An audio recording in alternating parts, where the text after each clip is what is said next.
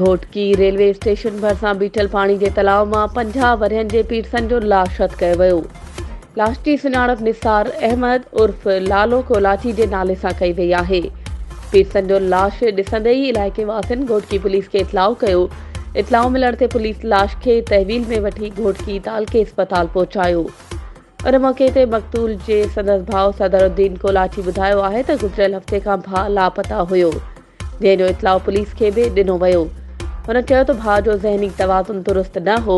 Police पारां घोटकी तालके अस्पताल मां पोस्टमार्टम कराइण बाद लाश वारसनि हवाले कयो वियो।